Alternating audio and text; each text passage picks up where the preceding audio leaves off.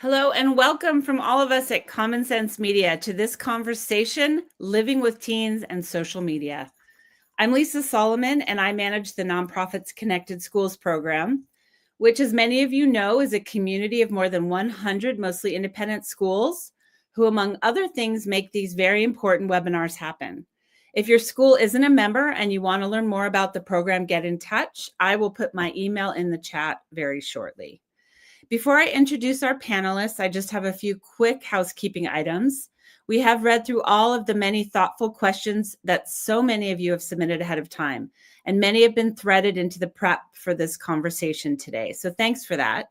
And if you're joining us now live, feel free to share comments in the chat as well as new questions, and we'll be sure to pass those to our panelists. And finally, just a quick disclaimer. Today's content is general and for educational purposes. So if you feel you or your children are in crisis and need specific support, please seek professional help from a healthcare or mental health provider. So now I get to welcome our panelists today. First up, it's my pleasure to bring in Dr. Lisa Damour. She's the author of 3 New York Times bestsellers, Untangled, Under Pressure, and The Emotional Lives of Teenagers. She co-hosts the Ask Lisa podcast, and she works in collaboration with UNICEF. She's also recognized as a thought leader by the American Psychological Association. Lisa is a regular contributor to the New York Times, CBS News, and really excitingly, she's the creator of Untangling 10 to 20. That's a digital library of content designed to support teens and those who care for them. And next up, we're going to bring in Christopher Pepper. He writes the Teen Health Today newsletter, and he's also the co-author of the forthcoming book, which I can't wait to read, called Talk to Your Boys. He's an award-winning health educator in the San Francisco Unified School District, where he's taught thousands of students about topics like sleep, mental health, and sexuality. He also helps coordinate the district's Young Men's Health Project, which brings middle and high school boys together to talk about relationships, emotions, and healthy masculinity. His work has also been featured in the New York Times, the San Francisco Chronicle, USA Today, Edutopia, and on NPR. And now I get to hand off this conversation to today's moderator, who is Sue Thotz. In addition to being my incredible colleague, she is Common Sense Education's Director of Outreach. Before joining Common Sense about 10 years ago, Sue was a researcher as well as an educator. She's also co-founder of Equity in Action California. So Sue and Christopher and Lisa, thanks for being here. Sue, I'm handing the baton off to you now, and I will see you all at the end of this webinar. Thank you so much, Lisa. I am very excited to have this conversation with the two of you today. I'm very excited to hear what you have to say about some of these questions that we have. So let's get right into it. As we know, 2024 was somewhat of a turning point in popular culture, with calls for school cell phone bans, which I'm sure you're all aware of, and a true reckoning regarding the impact of social media on the mental health of youth and the rest of us. So part of that spark was lit by a book that was released last June called The Anxious Generation, which I'm sure many of our folks have read, written by Jonathan Haidt, and promoting the idea that kids be kept off of social media until the age of 16. I know both of you have feelings and thoughts about this book, and we'll discuss that during this hour. A Pew Research report from December with the latest data on media use tells us that more than half of teens surveyed in this report being online nearly all the time, mostly on YouTube, but also on TikTok, Instagram, and Snap. And the recent 5-part documentary called Social Studies explored the lives of teens online by screen recording what's going on their phones. And it was very alarming, to say the least, to a lot of those who watched it. And a teen is quoted as saying, "Social media is a lifeline and a loaded gun." So perhaps you might have comments about that thought as well. Lots and lots of data, lots of confused parents. And we're here to figure out live how to live with technology, because getting away from it is clearly impossible. It seems like folks are itching for change, but how do we as families get there, and what might that look like? So let's start with the progress that has happened since the start of the school year. There's been a big groundswell supporting phone bans. 8 states have banned or restricted cell phone use in schools. I'm sure you've seen that and experienced that in many places. And education departments in another 10 states have issued policy recommendations or begun pilot programs to curb phone usage. At least 11 states, more states as of December, were considering this legislation. So, Lisa, let's start with you. Where are we right now, specifically in terms of the reaction to the suggestions made by the anxious generation? Well, first of all, thank you for having me. It is always a pleasure to be back with your wonderful organization and your people. There are a lot of reactions to this book, and they're sort of all over the map. And so I think some of them, starting with the school piece, um, obviously we have gained so much ground so fast on getting phones out of the school day. I am a fan of this. I think that we cannot overstate the force of the algorithms, right? They are so alluring. And it's really, really hard for educators to try to compete with this in a school day.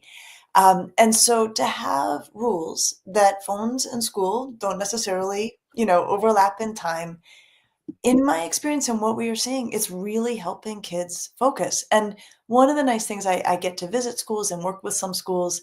In the schools that have found a way to put phones away for the day, kids are interacting. Kids are spending more time talking. Kids are playing games together, high schoolers at lunch. It's really neat to see. So whatever else, I have, other thoughts about the book, but on that point alone, I feel like the book has helped us make so much progress so fast on something that actually really, really needed to happen. The other thing I will say is social media needs to be regulated, and it needs to be regulated by organizations that are not the social media companies themselves. And the academic consensus is that this book may overstate the case in terms of the harms of social media, and we can come to that. But I will say, if there's anything that's going to get regulation to happen, it's going to be something that really kind of shakes us all up and makes us pay attention and makes us worried and makes us scared for our kids. So as someone who really wants regulation, I am okay with the idea that this is now on the table in a very powerful new way. I think the piece we have yet to tease out, and we're going to spend time on tonight, is, but what does this look like in family life? How do you implement these recommendations? Do you need to implement all of these recommendations in your home? Yeah, that's great. I think looking at what this looks like in schools is one thing with all these cell phone bans. And Christopher, I know you work in schools all day. Are you seeing a difference in how these classrooms are operating with a ban? Yes, I mean, I think the real advantage of schools having a time, if a school puts in a policy where cell phones are put away um, throughout the school day, it gives an opportunity for uninterrupted time of learning, for young people to make connections with one another and to really practice those kind of foundational skills that people need to make their way through life and to connect with other people. And I think the message I'd like to share with families is it's not necessarily going to be as hard to implement as people expect. I heard a lot of real fear from adults saying we're never going to be able to have cell phones put away. And what I've seen is if it's a community-wide effort, if everyone kind of gets on board with saying this is something that we want to do, that we agree to have this rule in place, especially if you can put it in at a transition time, like the beginning of the school year, everyone's coming back, or after a break time, and that there's going to be a new rule. When you come in the door, you check in your cell phone and you don't take it out until lunch, or you don't take it out until the end of the day. There will be grumbling, but kids get over it pretty quickly and they figure out other ways to spend their time. What I would caution is that it is really hard for this to be something that's implemented by an individual teacher or in an individual classroom. That's a recipe for power struggles. And I would say, if you're going to do this, do it as a community that has that acts collectively to make this change. And I think that's what we've seen have more success. Absolutely. And I think one of the things I've worked with a lot of different school districts and a lot of different schools to think about whether they want a cell phone ban and how they're going to do this. And just because you're banning this does not mean that all kids are going to be fantastic and all problems are going to be solved, right? So, how else are we caring for our kids and what other supports are we putting in place? But it can be done, right? Kids eventually figure out a way. Jonathan Haidt argues for keeping phones away from kids before high school and for banning social media use until the age of 16. So, Lisa, how do you counsel people on this topic when they're coming in and saying, this is what I read, this is what I think we should be doing? So this is where I would say I come to this much more as a clinician. And, as a clinician, we work with individual families and we're actually very rarely prescriptive. A lot of how clinicians do their work is to think about who's the family, who's the kid, what's working, what's not. And so I'm reluctant to be, entirely prescriptive. What I like to do is give people ways to think about these things. So what I will say is I actually do think I will go as far as being prescriptive of saying I actually don't think social media is all that great for kids under the age of 14. And the reason for that is that kids become quite a bit more skeptical around age 14. They develop the capacity for abstraction. They can see things through lots of different lenses. And it's really not until then that they can be appropriately, I've said skeptical, I'll even push it as far as cynical about what the algorithm is putting in front of them, that they can appreciate that there's a manipulation at work, that they are being played. No matter how bright they are, kids under the age of 14 are sort of concrete in their thinking. They kind of take things in whole. So given that the algorithm can, without question, will without question, put garbage in front of our kids that we really don't want them seeing, I like to have the filter of, developmentally appropriate skepticism on board before kids are exposed to social media. So for me, as prescriptive as I will be is 14 to me feels like the beginning age for social media. Beyond that, I think you have to know about the kid you've got in front of you. And I think the tension that families and kids want to navigate is that as much as social media can be, without question, bad for kids, social isolation is also bad for kids. And there does come a time in communities, and it depends on the friend group, it depends on the region, it depends on, the particular configuration of kids, where social media platforms are where plans are made or connections are cultivated, and kids who are not on them will start to feel isolated. So part of what we're always trying to navigate, I think, as adults who are caring for kids, and I actually have a 14-year-old myself and a 21-year-old myself, so sort of been through this a couple rounds, is, wanting to make sure they're plugged in with their friends, but not wanting to have social media on board if possible. And I think that that's a tension for families to navigate. So just to for instance, where I am right this minute with my 14-year-old, she's in the 8th grade, she has texting. And I've said to her, you're on texting until you cannot maintain your in real life friendships with social media, with texting alone. And I've said to her, I'm hoping you're 15 or 16 before we're having that conversation. But there's so many specific individual variables for families to have to navigate. They are also navigating, and then I want to hear, and I want to turn this over to Christopher because he's always got such smart things to say on this. The other thing you're navigating is how impulsive your kid is and how much good judgment your kid has brought on board at any given point in development. And I can tell you as a clinician, I have made or helped families make different rules for different kids in the same family based on the relative, high quality judgment or still coming along judgment of the kids they have. So my preference is to give people a way to think about this, right? Think about skepticism being on board, think about the tension between having social media and being socially isolated, think about the kid you have in front of you.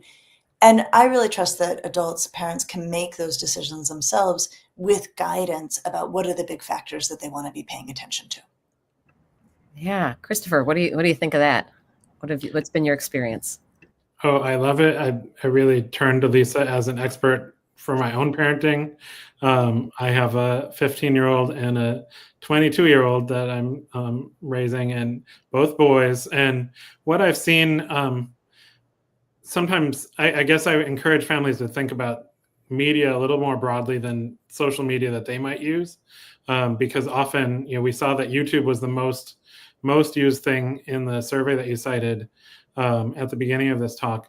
I work with a lot of teenage boys and preteen boys, and for a lot of them, YouTube and video games are the primary types of media that they turn to.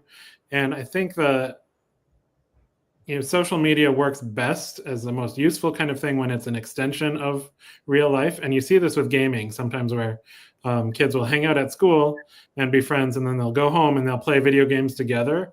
And I think that can be very positive, and it can curdle in a way that's really feels toxic or feels harmful, because people often are using slurs, they're using insults, they start out teasing each other, and then it gets to be really rough.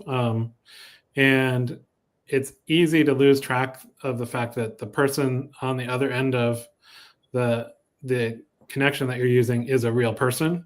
And so I think this is where adults need to stay connected.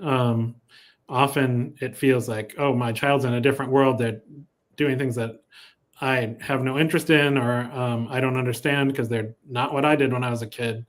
And I encourage families, develop that interest, figure out, have them show you the game that they love, have them show you their YouTube channel that they think is hilarious, and just be really curious, try and look for any opening for engagement around those things, because they are showing you their world then, and it makes it much easier to have the kind of nuanced conversations and discussions that need to happen if we have some grounding or understanding of what they love about it, what's appealing, and not just dismissing it as something that you don't understand. Yeah, I think having that be an extension of your experience with the relationships really personalizes that for our students, and it really are for our kids, and really helps them understand, the real person that's on the other end. And it's a good foundation to build upon, for sure.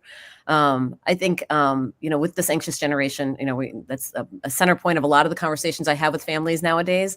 And it's very controversial in a lot of ways, right? So, I have families who really, swallow this, and they really believe it wholeheartedly. And then a lot of academics are also pushing back on some of the arguments that are made in Haidt's book. And, where are the two of you? How do we move forward? What are some rules or thoughts that you have around this? Lisa, let's start with you.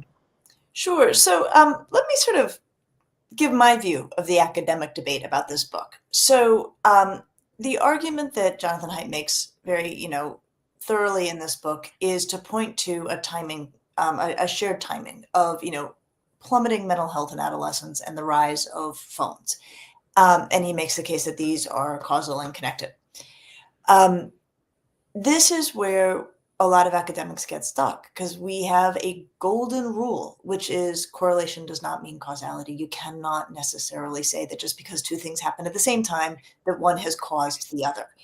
And so that is where a lot of academics sort of hesitate and raise a question. And for instance, and this is, I think, something that may be at work in here, we also know that sleep quality and sleep amount has plummeted in teenagers, and that is highly correlated with mental health concerns. And so one thing that I think is highly likely is that the arrival of phones helped to degrade sleep in teenagers, and the degraded sleep in teenagers has been a major factor in causing mental health concerns. So we like to also think that way, maybe there's a third factor that accounts for both things, or that we need to take into account. Now, at the other end, there are a lot of data that seem to sort of show no finding or neutral or competing findings about the impact of social media on adolescent mental health. Either it seems to come out as neutral, or some studies show it's harmful and other studies show it's beneficial. And that can leave some academics to sort of say we don't know, or there doesn't seem to be much here. And I'm not entirely on board with that. And my reason for that is exactly where you began, Sue, around what that kid said about social media being both the best thing and the worst thing. Kids tell me that all the time. I love my phone and I hate my phone. And so I think what we're up against is that for any kid, and I actually think for all of us as well, social media is usually simultaneously good and bad. And so then when we measure it, we can get like a neutral finding because these are canceling out. So it doesn't mean it's not nothing. It means it's both beneficial and harmful simultaneously. Okay, so what do we do with this? We work to minimize the harms. And I think that that's actually where the academic world can be most helpful to families, is to say there are harms associated with social media. I think we know enough to say that at this point. It should not be disrupting kids' sleep. It should not be pulling kids down really creepy or dangerous rabbit holes, which it sometimes does. It should not be undermining their social skills, as Christopher's talking about. So I think it's more about not about saying, not it's all bad or we just don't know, but here's how it's bad and here's what we're trying to minimize or limit. The other issue, and I think this is something that's really important to address, is it's a little bit technical, but it's worth actually going down this road. We as academics, when we look at a variable that we think has an impact on something else, so social media having an impact on mental health, one of the things that we calculate is actually the percentage of variance explained. Like if we have this big a mental health problem, how much does any one factor explain it? The consensus is that even, we agree, I think there's enough agreement that there's an impact of social media, but the consensus about how much of the variance it explains in adolescent mental health ranges between 3 to 15% of the variance in adolescent mental health. That's sort of where the range is of how big a factor it is.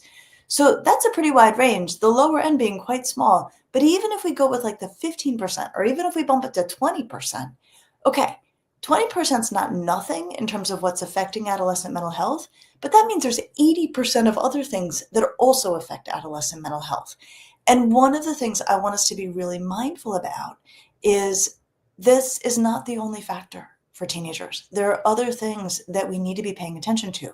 Sleep, stress. Kids talk to me about worries about gun violence. Kids worry about political polarization. They worry about the environment. I will say overwhelmingly when kids are struggling, often it's stuff going on at home or with their friends. It is not necessarily social media. So the social media conversation is important, but we don't want to focus on it to the exclusion of all of these other variables that we know also have a part to play in the health or poor mental health in teenagers. Yeah, Christopher, what are your thoughts on how do we help families develop some rules or some ideas around mitigating some of these risks that Lisa mentioned, and really focusing on what are the effects that really will impact the mental health of our kids? Sure.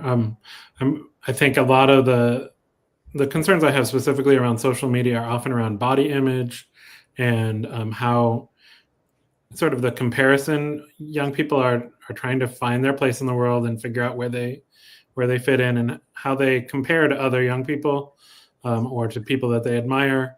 And we have seen a lot of issues come up around people just feeling like their body's not thin enough, not buff enough, not strong enough, is too big, they're too short. People, all those things are amplified when you are looking at lots and lots of images of other people, lots of curated images of other people. And so that is a real concern. That is my concern about social media that rises to the forefront a lot. And then just around phone access in general, I think the sleep issue is a very important one. And the quality of attention that develops, I do think can be really degraded by the constant interruptions of cell phone notifications.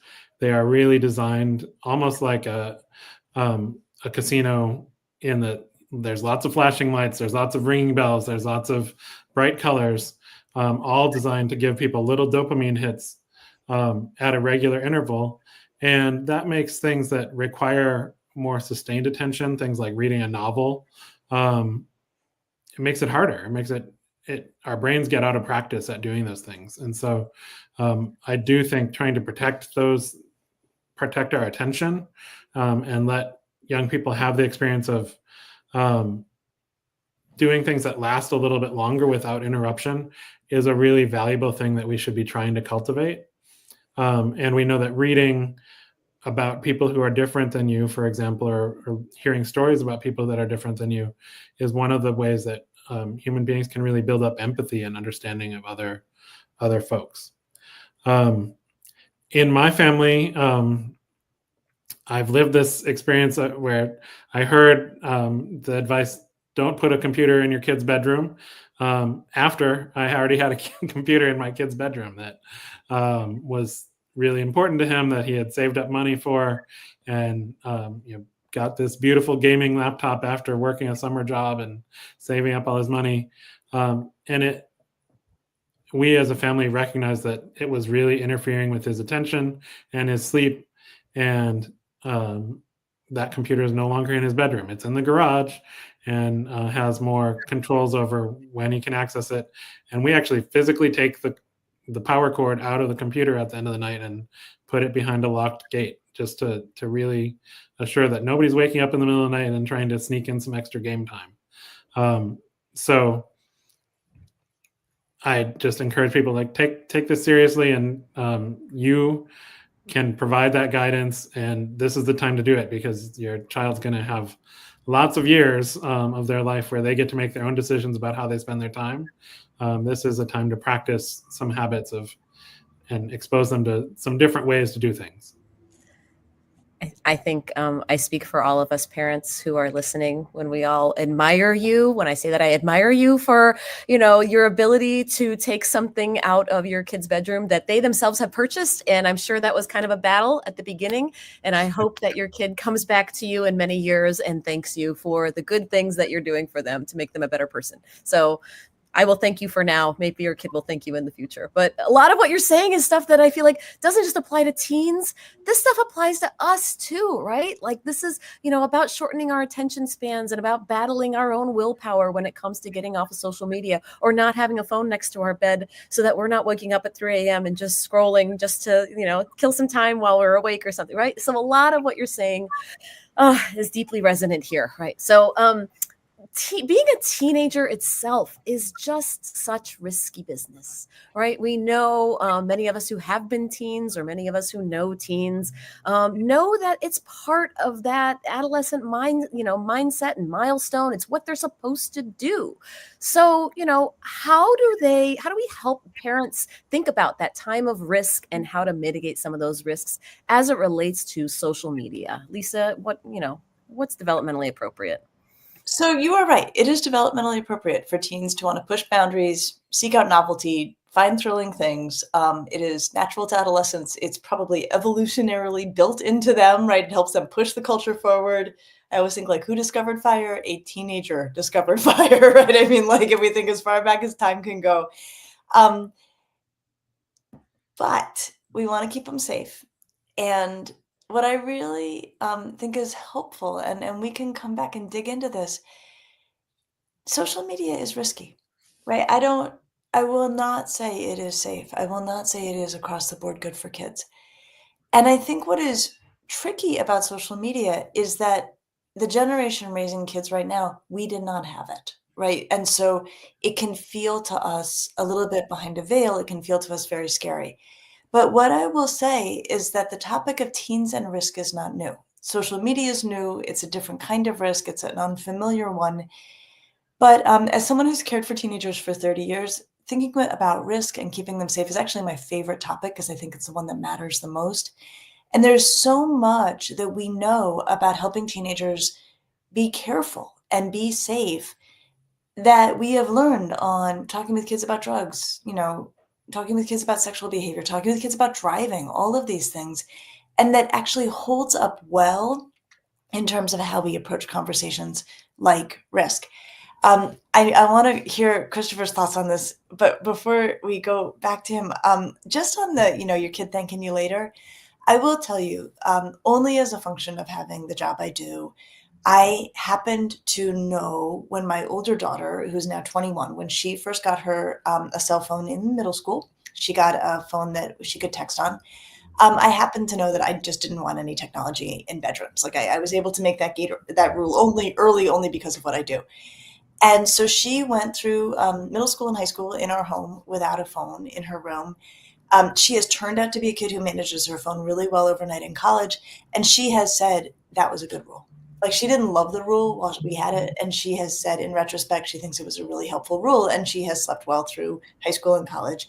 So I just want you to know, like, at least, you know, an N of one, my 21-year-old actually in retrospect feels like that has been helpful to her. I will add, we have an N of two here, because I have an 18-year-old son who only in the presence of, you know, his peers and his teacher did say, thank you for, you know, not letting me play these super, you know, terrible video games when I was a kid and wasting all my time, you know, and lack of sleep. Like, I did get thanked. So someday your thanks might be coming, Christopher. I think we have good kids, and he will say, I was not happy at the time, but now in retrospect, I understand and I appreciate it. So yes. So when it comes to some of these risks, you and I, we both come from a health education background. I come from public health, and we talk a lot about risky behaviors with teens, and we talk about it like drinking and drug use and sex. And, you know, like, how is social media different? How do we think about that when it comes to the way that it's playing out in our society right now? Well, a lot of those things that you cited are actually on the downward trend. Young people are drinking less, they're using drugs less often, they're having sex later and having fewer partners.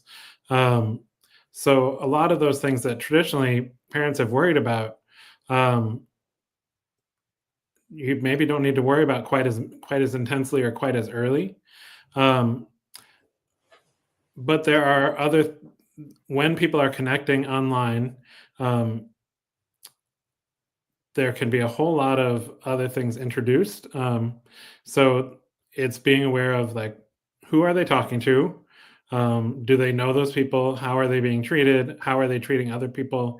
You have to have conversations about, you know, sending nudes and finding porn or accessing porn. Those are all things that come up in a media environment, whether you talk about them or not, they're going to come up. So it is smart for adults to bring those things up. I think there's a real space for innovation in guiding young people about how to treat each other well.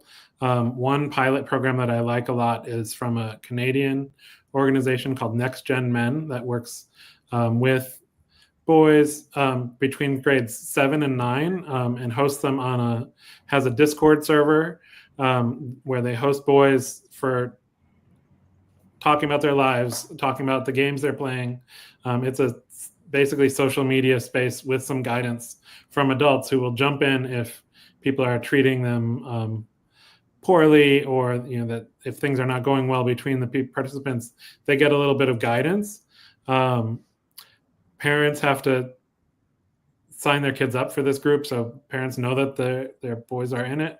But that's one example of kind of a positive thing that I've seen and I think we could do a lot more with guiding people on how to navigate these type of environments. And I do think that some folks go on social media looking for community and finding community, particularly people who feel isolated from others or feel like, oh, I'm the only one. And we see studies about this, particularly with LGBTQ youth, who say, I was really lonely, or I felt really isolated, and I was able to go online and find other people who felt the way I feel, or I was able to get advice that I just could not find in my community in person.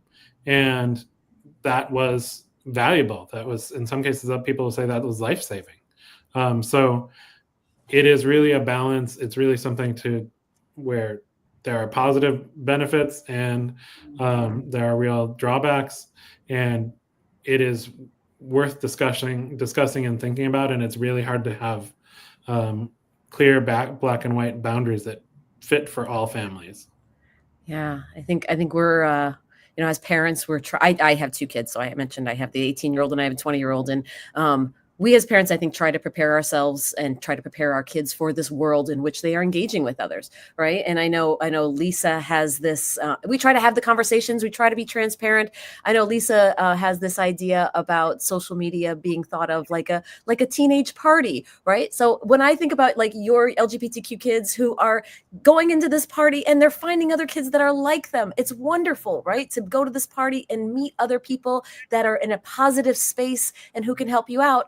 Sometimes the party can get a little out of control.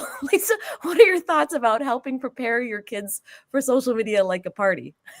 Well, so this is a metaphor, and no metaphor is perfect, but I have sort of, again, in the spirit of being, rather than telling people how to raise their kids, giving them ways to think about their kids and knowing who their kids are, which they will know better than anybody else. I have thought, okay, well, is social media a bit like a high school party, right? And I think you can make the case that it is, right? Like that kids want to be there, their friends are there, and things can go wrong, right? Things can go terribly wrong at a high school party. And so then the question becomes like, how do we decide who gets to go to a high school party knowing these things? And so again, I don't think middle schoolers belong at a high school party. I don't think they belong on social media. Then it gets to the question of like, okay, 14-year-olds are often high schoolers, which 14-year-olds belong on, social media.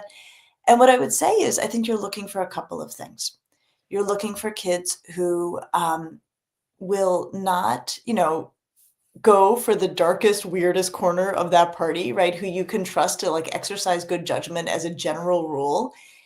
And if something goes wrong, they'll call an adult for help, right? Those are the kids we can feel more confident sending to parties.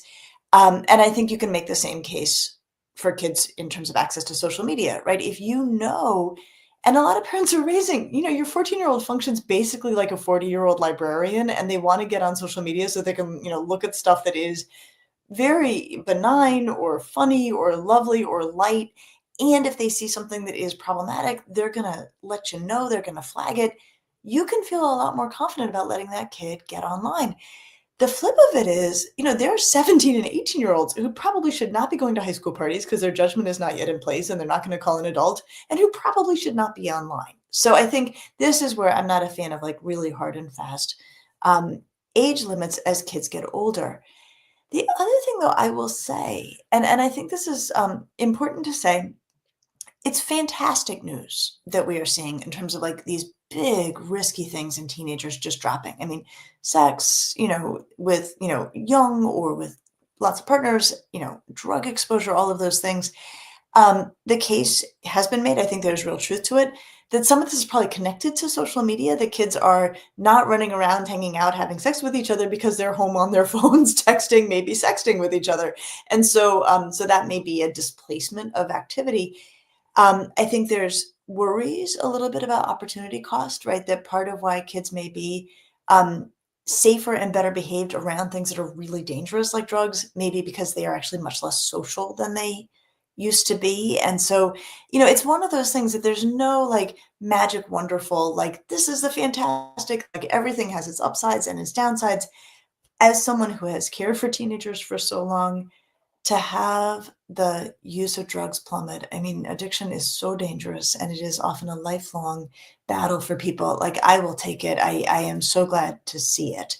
But I also just want to acknowledge that there is a reality that some of this is kids not engaging with one another in the ways they used to. Well, I 100% am agreeing with that statement. And I think that as a parent, I think when we think about sending our kids out into the world, and we have our kids who are in social media spaces or going to parties, right? I think we all want to be able to trust our kids, right? How do we trust our kids, but also verify that the space that they're in is something that we know that they're okay and that they're behaving in a responsible way? Like, Christopher, do you have any thoughts on that? I go back to being curious, and really trying to learn about what's going on as much as possible. Have things happening in a public space. So thinking about the house or apartment that you live in, like where's the kid going? Can they be in a place where you can be in earshot and just hear their side of the communication, if they're making a video or they're playing a game where you can hear, and if it's all happening quietly, if it's all happening via text or images, try to, if you hear them laughing, that's often a sign that they found something good on social media. See if you can get them to show it to you. What's making them laugh, and trying to just share that world a little bit, and then looking for places to keep developing social skills that are not that may transfer to an online space, but aren't necessarily learned well in an online space. And I think that's so important. We have seen a real alarming trend around loneliness among teenagers, and particularly among boys, who say they don't have any friends, they don't feel connected well to other people at school. And I think just thinking about the timing of when we kind of roll this technology out into the lives of young people, it makes sense to me. Like, boys are often a little bit slower to develop, to go through puberty, and boys don't get as much socialization around how to care for other people and how to make friends and keep friends. So at the time when we're expecting them to manage more of those skills on their own around middle school is the exact time when many kids start to get phones, get more access to computers that they're using on their own. And sometimes they're trying to navigate these social relationships through phones and through technology, and they haven't really mastered the basic skills to begin with. And that's a real concern for me. I worry that if people don't get those skills down, they miss that experience of what it feels like to make friends, what it feels like to have the kind of deep, rich friendships that many adults talk about, like having when they were teenagers or when they were young adults. And those things all take time and attention and some skills and practice, and you learn from doing things well. You learn from when things don't go well. So I want young people to have those kind of experiences, and if they can accent them with connections online, that's great. But I don't think they can be entirely replaced with online connections. Thank you. I mean, as the co-author of Talk to Your Boys, I appreciate your perspective on preparing your boys for the world of social media or for these cell phones. Lisa, I know that your specialty is girls, right? And so, in contrast, how do we need to think about, in these ways, what are some factors that we need to consider around some of our girls as well? Well, let's do that. But I actually just want to before we move away from risk altogether, I want to or home in on girls and risk in particular, I want to just pull the lens back a little bit more on risk and how we talk and think about it. So I said earlier, we know so much about risk and we know how to manage it in other domains with teenagers, and that a lot of that can apply with social media. And when I've thought about what keeps teens safe, right? This is something I think about quite a bit. And I will say, I think there's two things that really help keep kids safe as we're trying to help them navigate all sorts of things. So one is actually rules that make sense to them, rules that they really understand what the rationale is. So for instance, saying, we don't want you speeding in the car, because if you have an accident at a very high speed, the chances that you or whoever you have the accident with aren't going to walk away go way, way up. So we need you to mind the speed limit. So a rationale for the rule.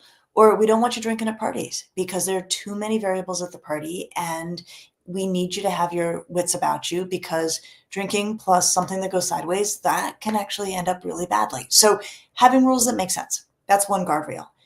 The other guardrail is a good working relationship with your kid so that they will reach out if something goes wrong. And somebody actually handed me the most perfect example of these two rules, working in combination to help keep a kid safe around social media. And the story that the person shared with me was, a 17-year-old boy, so well above certainly my lower limit for kid being on social media, and even Jonathan Haidt's limit for kid being on social media. He was on social media. He was a kid with good judgment.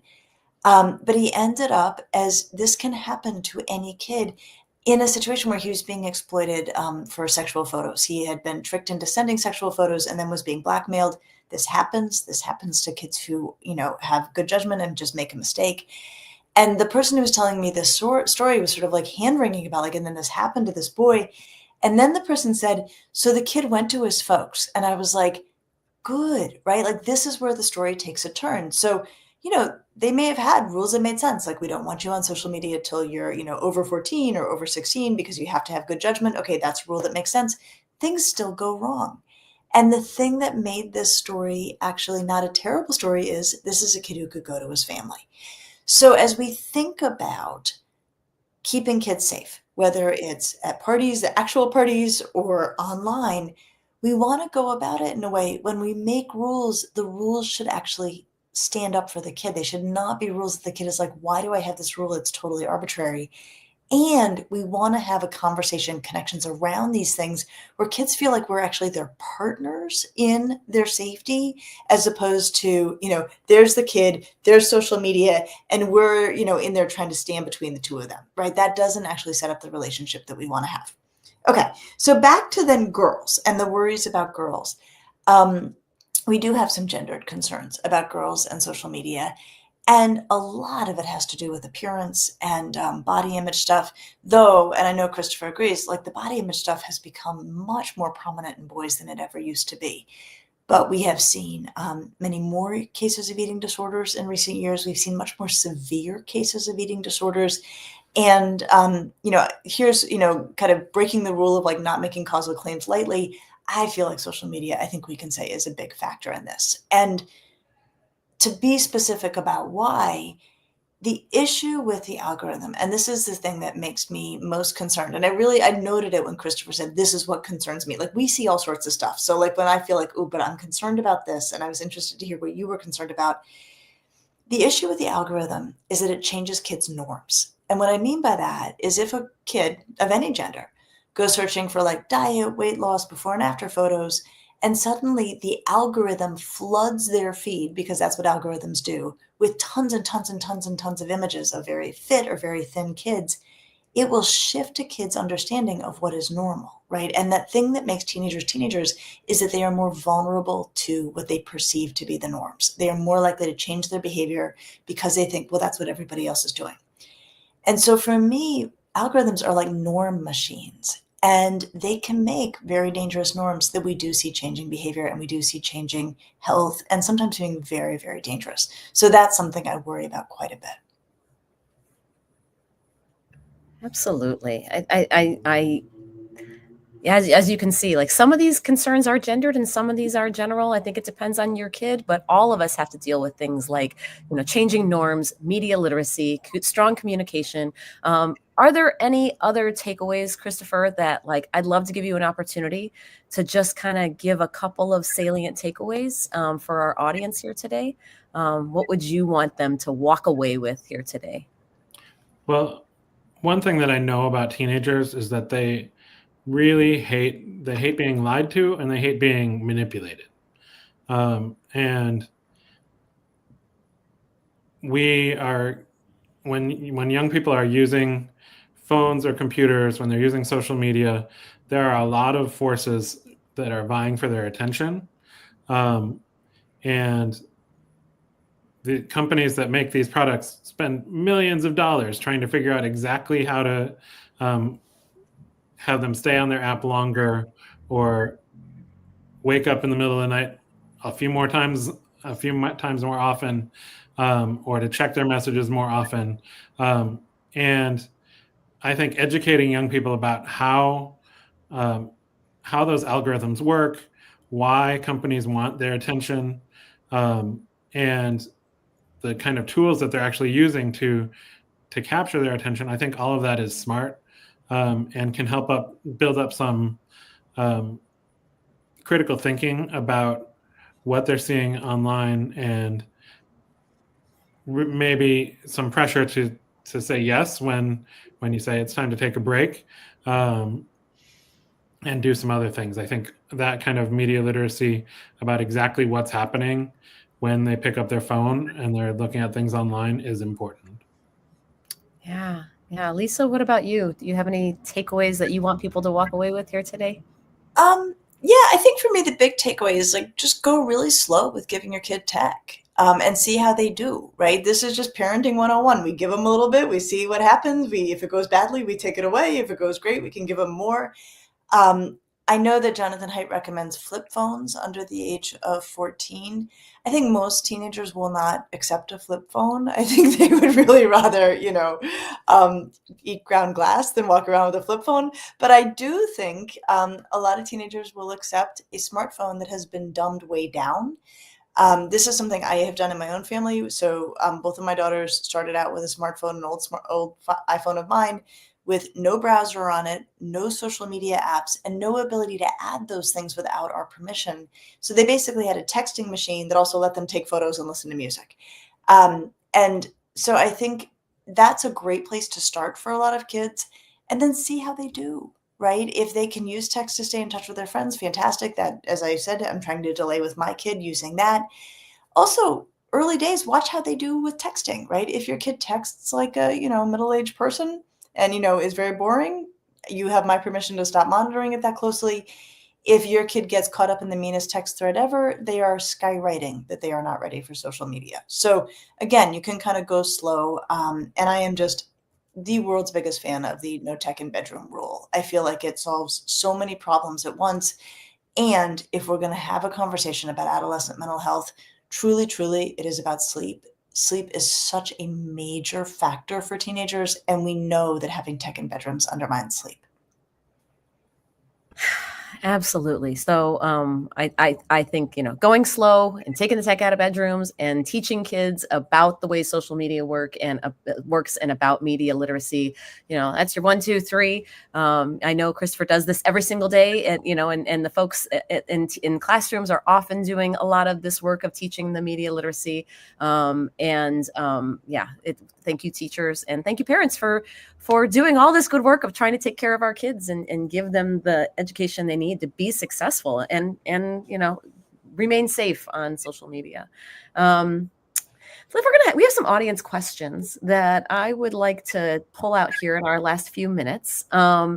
The one question that I got here that I think is interesting, that I thought was, most salient here is like, how do you remain vigilant around technology while compassionately approaching your child's yearning for independence and a bit of privacy? Like, I think all of us as parents are walking this knife's edge of like, I want to know what you're doing, but I want to give you privacy. I realize that you're a kid who is independent, but I still want to know, how does that work, Lisa, especially as they start out? Well, it is interesting because kids really do feel like what happens on social media is private to me. And I think it's a tricky one because, of course, nothing on social media, nothing on digital technology is private. And yet kids are having conversations maybe about who they have a crush on or who so-and-so, likes, and they don't necessarily want their folks seeing that. So, I mean, I think it can be very tricky. I do think that you want to try to have open channels of communication. I do think it is actually helpful to say to kids, listen, everything you do in a digital environment is public and permanent. For the beginning of this, we're going to monitor. Like, we're not just going to hand this over. And I do think then you can actually watch how it's going along with your kid and get a sense of whether you can trust to sort of give them more space and more autonomy and that they're not going to misuse it. The other thing that I will say, though, is as with all risk behavior, this is not a one and done conversation. You don't make the rules and let it be, right? This isn't how we talk about sex with kids. It's not like you have the conversation with them, when they're in the 8th grade, like, this is what sex is, or this is how it works, and then you never discuss it again. The conversation grows and changes as your kid grows and changes. This is true for drugs and drinking. This is true for everything. So I think we always just want to be having regular touch points with our kids about the health of their digital interactions. And is their digital life enhancing the day-to-day experience, deepening their friendships, a source of creativity or pleasure or mindless leisure that is safe? Or is their digital environment making their life worse in any way? That's an ongoing conversation that we need to be having. Yeah, I think it is not a one and done. That is for sure. So, Christopher, we got this question. Oh, did you want to say something? Or are you good? Just on that point, I do think one stance that's sometimes helpful to use with teenagers is to really enlist them to be helpers.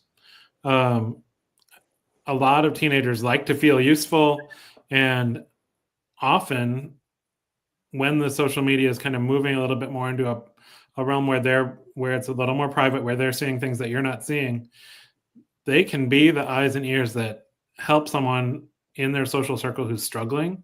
So someone who's feeling depressed, someone who's making a plan to do something that's really dangerous, someone who's struggling with substance use, they can be someone who, teenagers may notice that or know about that before anybody else. And that can be actually empowering, and learning what to do in those kind of situations can be an opening for discussion where it's not specifically about them, but it's about social media, it's about risk taking, and it's about empowering them to be a helper. And I find that a lot of teenagers really, that works pretty well as an approach. Absolutely. I do a lot of work with teachers, through Common Sense. And I know we do a lot of scenarios, right, where we're looking at these third-party kids that you don't know. These are fake kids, but they are in a situation. What would you do in this situation? How do we take their perspectives? What would you consider? Kids are very quick to judge these kids and figure out what they would do in their situation. It's much harder when you're in it, or when you know somebody personally, and there's a lot of drama happening around it. But fake situations, fake digital dilemmas, I find very useful to have these conversations. So when as a parent, when should I worry? What are the warning signs that I should be concerned about my kid when it comes to social media? Chris, you wanna take this one? Yeah. So it is important to remember that teenagers, part of what happens for teenagers of all ages, and has happened for generations, is that they separate. It's part of their job to separate from their families a little bit. So keeping that in mind of what is supposed to happen, or what typically happens between teenagers and adults, a little more individuation. When you start to worry is when a young person feels like they're really isolating away from their family, away from their friends, where their behavior changes dramatically, where they're not talking to people in real life that they used to talk to or spend time with, especially if they get really focused on their online life or on their phone and what's happening on their phone. That is when I would start to worry. And if their behavior seems to be changing in the way that Lisa mentioned, where it's in response to comparison to other people online, and sometimes it looks like people are changing their whole personality, changing the whole way they look, and if it's to match an image that they're seeing online, those are all times that would be a little concerning for me. Yes, indeed. Well, thank you. Thank you, both of you. Thank you so much for your time and all of your knowledge and your expertise that you have given us tonight. I know I have learned a lot, and I want everybody to be sure to know that Christopher's book with Joanna Schrader, is it a Schrader? Joanna Schroeder. Oh, Joanna Schroeder. See, I have with Joanna Schroeder. Talk to your boys. If you can't get enough of Christopher and all of his wisdom, by all means, go and pick up Talk to Your Boys, which will be in stores in October. And you can sign up for his excellent newsletter at teenhealthtoday.com. So all one word, teenhealthtoday.com. Is that correct? Did I do that right? You got it right. Thank you so much. Awesome. And speaking of not one and done, we can come back for more with Christopher and with Lisa. Her revised edition of the bestseller Untangled comes out on February 4th. And if you aren't listening to her podcast, Ask Lisa, The Psychology of Parenting, you are definitely missing out and on all the good wisdom that she's sharing with everybody. And her website has a bot. You've got a chatbot called Rosalie, who's trained in all of Lisa's resources. So it's kind of like a personal Lisa that you get, where you can ask all of your parenting questions. So Thank you, both of you. I can't thank you enough. This has been super fun. I'm going to pass this webinar back to my colleague, Lisa Solomon, to wrap everything up and share how you can learn more.